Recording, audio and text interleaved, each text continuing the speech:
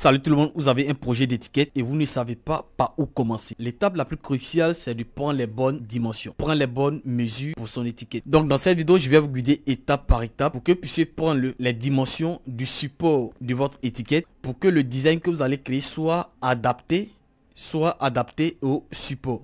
Cette vidéo s'adresse aux graphistes, que ce soit débutants ou professionnels, et aussi aux entrepreneurs qui ont un produit à mettre sur le marché. C'est important de prendre les dimensions pour éviter des surprises comme perte d'argent. Parce que si vous avez pris les dimensions, des mauvaises dimensions que vous avez envoyées au graphiste, il a fini le travail, il envoie à l'impression et tout est ok. Après, vous vous rendez compte que les étiquettes qui ont été imprimées ne peuvent pas entrer sur le support, ça déborde, ou soit peut-être peut avoir des informations qui sont illisibles. Voilà, ou soit peut-être le graphiste a fini, vous avez déjà payé son argent et après maintenant vous vous rendez compte que le format ou bien les dimensions que vous avez choisies ne correspondent pas à votre boîte. Donc vous êtes obligé de changer ou soit de payer encore à nouveau le graphiste pour qu'il puisse redimensionner encore sur d'autres. Donc c'est mieux d'apprendre à faire les dimensions toi-même. Là au moins ça va te permettre de faire plusieurs modèles, aussi de tester pas mal de modèles avant de commencer, avant de trouver le modèle idéal. Les outils dont vous aurez besoin. La première chose, la plus importante, c'est la boîte. C'est-à-dire vous devez avoir la boîte que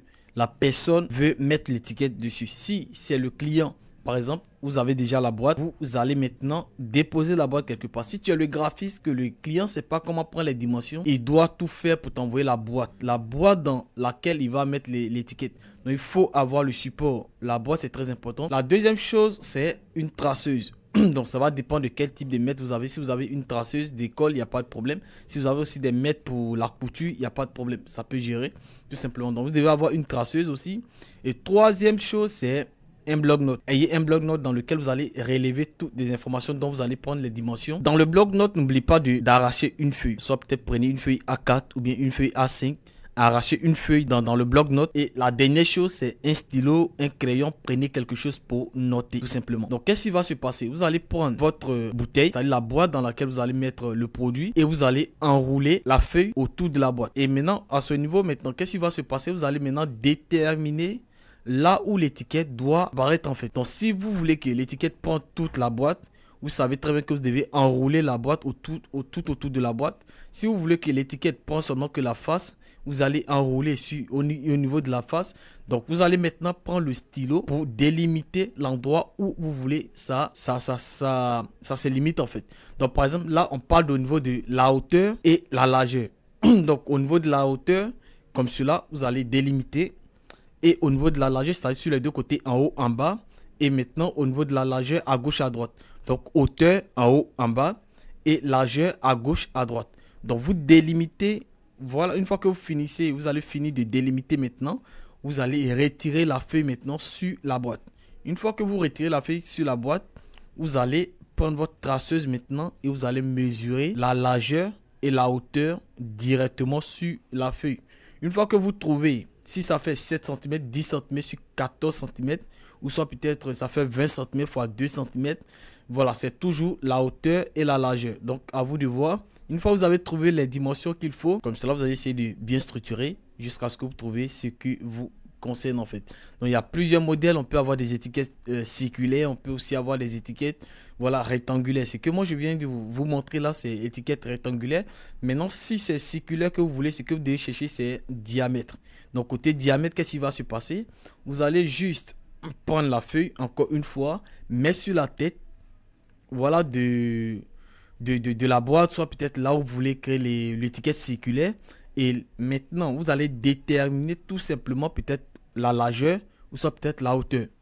Donc, la largeur, soit vous déterminez à gauche, à droite. On cherche seulement que le diamètre. Donc, si vous avez trouvé le diamètre 5 mètres, 6 mètres, 10 mètres, voilà, ça définit directement le cercle que vous allez créer tout simplement. Maintenant, si vous avez trouvé que le diamètre, parce que une fois que vous allez mettre la feuille, vous délimitez de telle sorte que vous ayez eu quelque chose de très intéressant afin de pouvoir trouver le diamètre plus facilement. Donc, une fois que vous avez votre diamètre, c'est fini. C'est comme si vous avez la dimension de la forme circulaire. Parce que là, on parle seulement que du diamètre, il n'y a pas hauteur, il n'y a pas largeur.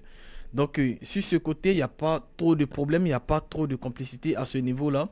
Une fois que vous avez maintenant les dimensions que vous avez prises sur les différentes boîtes, on va passer maintenant sur un logiciel de conception. Ça peut être Photoshop, Illustrator, peu importe le logiciel que vous maîtrisez. Donc ici, on va faire par exemple l'exemple sur Photoshop en utilisant notre étiquette qui est de 14 cm, en largeur et 10 cm en hauteur. Donc je vais vous montrer un peu comment on prépare, parce que avant même de commencer de dire bon, j'ai fini avec mon étiquette là, on a fini avec les entrepreneurs, c'est-à-dire ceux qui ont des produits à mettre sur le marché. On va maintenant sur le côté des designers, des graphistes. Donc il faut retenir que ici sur les étiquettes, je ne vois pas à quoi ça va servir le front perdu, toutes ces histoires. Ici, il faut créer une zone de sécurité tout simplement. Mais cette zone de sécurité doit être dans le format de l'étiquette. Très important. Donc on passe sur Photoshop pour que je puisse vous montrer ça. Sur Photoshop, on va créer notre nouveau document. Vous cliquez ici et ensuite on va venir dans côté largeur, hauteur. On va mettre étiquette.